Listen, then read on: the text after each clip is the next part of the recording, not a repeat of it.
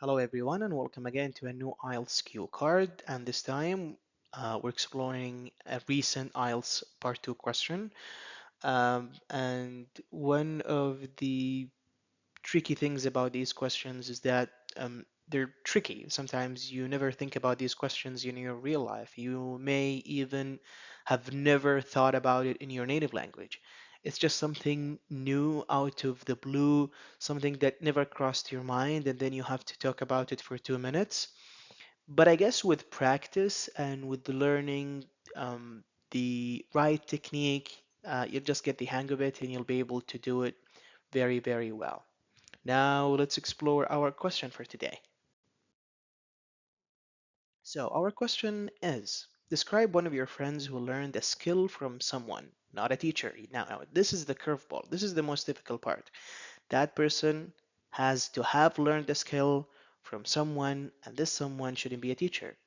Now, could it be that we frame it in a way that he learned the skill from a teacher? Yes, but the context shouldn't be like school or any places or any other place where you usually learn from a teacher. You should say who he or she is, what skill he or she learned, how he or she learned that skill, and explain whether it would be easier to learn from a teacher. Now, don't forget the last one. Explain. This is the sort of critical thinking part of the question. Explain whether it would be easier to learn from a teacher. So there is some sort of a comparison here that you'll have to compare between your answer and the experience of learning from a teacher. So not only is this question unique and unfamiliar, but it also requires you to actually sort of go the extra mile and think critically about the answer. Now let's answer that question. Now, if you're listening to me and you'd like to try, you can just pause the video, take 1 minute to prepare, and then answer yourself and then listen to my answer and compare. Yeah. Right. I'd like to talk about my best friend Alex, who has always fascinated me with his knack for IT and digital skills. A while ago, he found himself in a job role where video editing was suddenly part of his responsibilities. Yet he didn't have a clue about editing.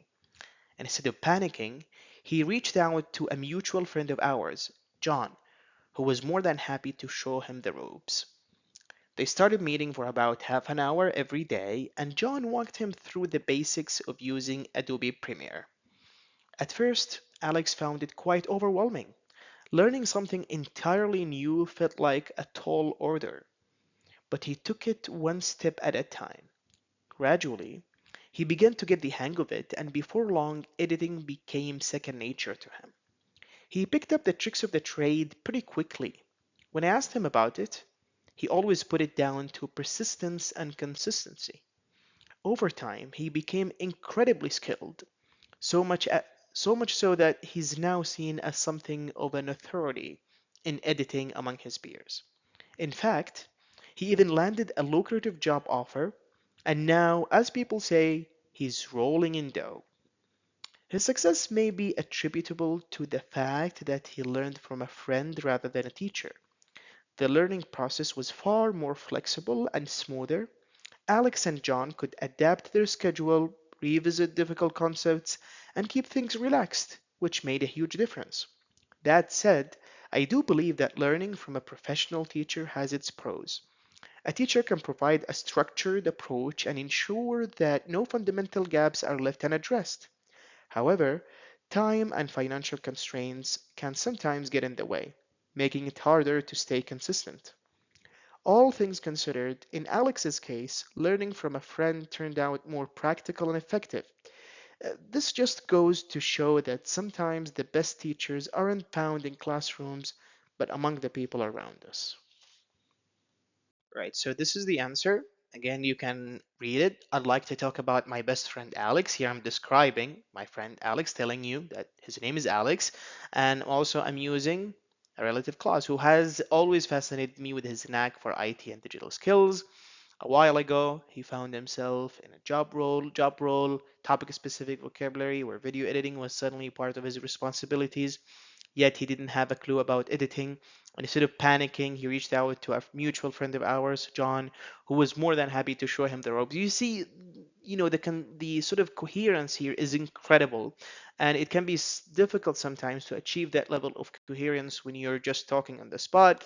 Yet it wouldn't harm to try as much as you can. Now let's explore all the lexical resource items or the sort of IELTS descriptors and how this answer is a band 8.5 answer. So let's start with lexical resource. You can see here that to have a knack for something, job role, topic specific, didn't have a clue. Another way of saying so, this is the best way about sometimes you get a question and you're really desperate to use idioms and idiomatic vocabulary, but then you really don't have a good spot to insert or to push any idiom in or squeeze any idiom in. But then you think, well, how about just there are things that you say, like for example, to not know something. So I didn't know. Instead of saying I didn't know, which is really basic, I could just say I didn't have a clue. So try to think about that the next time you answer, and whenever you don't find any suitable idiom to use, think about the sort of regular stuff that you would use, like to not know about something. Just say I didn't have a clue about anything. Yeah. And instead of panicking, which is a great word, reached out. So this is phrasal verb, variety of lexical resource as well. A mutual friend of ours, that's great. Friend of ours, that's also grammatical variety. Show him the ropes, that's a really great idiom. We've got also walked him through. To walk something through is to help them through something. Overwhelming is a great word. Tall order is like a huge responsibility or it's something extremely difficult. Get the hang of it. Uh, meaning pick up something or understand it and be able to deal with it. Became second nature to him. Great idiom. Picked up the tricks of the trade. So we're using phrasal verb here and also an idiomatic expression. To be an authority in editing, to be an authority in something, this is also some sort of like a C1 or C2 use of the word authority, which is great. Well paid job, good collocation. Rolling in dough. This one is funny and high end as well. So you're using, you're just adding some sort of um, a funny tint to the answer, which is great. Um, Adapt to their schedule. This is collocation. Revisit difficult concepts. Collocation as well. Huge difference. Collocation. Structured approach. Collocation. Prose. High-end word. Time and financial constraints. This is also some sort of good collocation. Stay consistent. Just goes to show. Idiomatic expression. All of this actually helps you, sort of hit the band 8 or band 8.5 point for this particular part of the exam. Now let's also explore the grammatical range and accuracy. You've got who has always, we're using here talking about the past, so we're using fascinated. We're using also who was more than happy. Uh, this one, I didn't. Let me just here. Who was more than happy to show him the robes. Uh, also we got maybe. We're using models here. Could using the past. I do believe turned out past. Passive. No fundamental gaps are left unaddressed. Now I would like to say that we could have used more variety. We could have used something like, for example, we're talking about the difference between learning from a teacher and a friend. So after the sentence, Alex and John could adapt their schedule, revisit difficult concepts, and keep things relaxed, which made a huge difference. You could say, had Alex opted for a teacher, he wouldn't have had the flexibility he had with John. So now I could have used that one to sort of add more variety of grammatical structure. Right? Now let's move on to coherence. And we have a lot of coherence tools in here. So let's move on to coherence.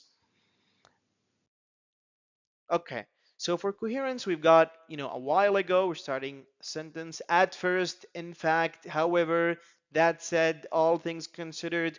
And besides that, actually, the you feel like when you read that or listen to it, that it's really you know together. It's something, it's some sort of it's like a piece. I know it can be difficult sometimes to achieve that sort of fluency and coherence when you're talking on the spot, but you could definitely try to improve your coherence by practicing more and more and more. Thank you so much, everyone, for listening to this, and I hope I can see you again very soon.